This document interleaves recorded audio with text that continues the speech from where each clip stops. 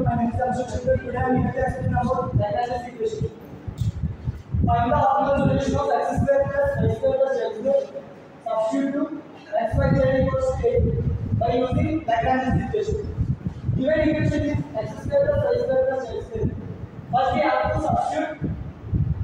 x y z equals to 8 in the Lagrange's equation. General form of Lagrange's equation is f of x comma y comma z equals to f of x comma y comma z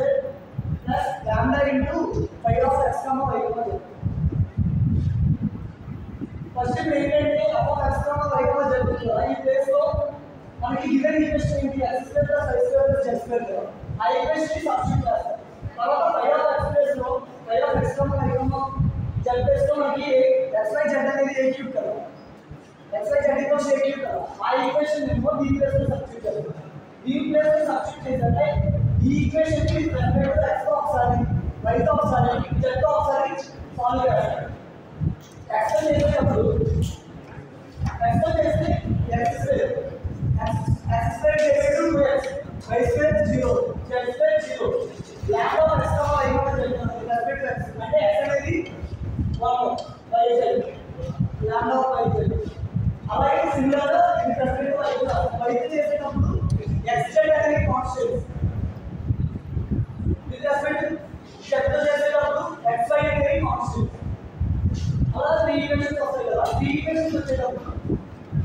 వాటి relation compare చేసుకుంటాం వాటి relation compare చేసుకొని x y z values వస్తాయి x equals to y వస్తుంది y equals to z వస్తుంది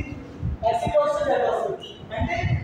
ఇప్పుడు x equals to y equals to z అనే కదా యూజింగ్ అంటే మనం ఇప్పుడు x equals to y equals to z కదా అంటే ఇప్పుడు x equals y equals to x ని రాసుకోవచ్చు కదా అంటే y ప్లస్ x ని రిప్లేస్ చేసుకోవచ్చు z ప్లస్ కూడా x ని రిప్లేస్ చేసుకోవచ్చు అదే చేసేది కదా అంటే ఇప్పుడు x into x into x cube equals to a cube కదా x equals to a from main function ఏంటి మనకి x square plus y square plus z square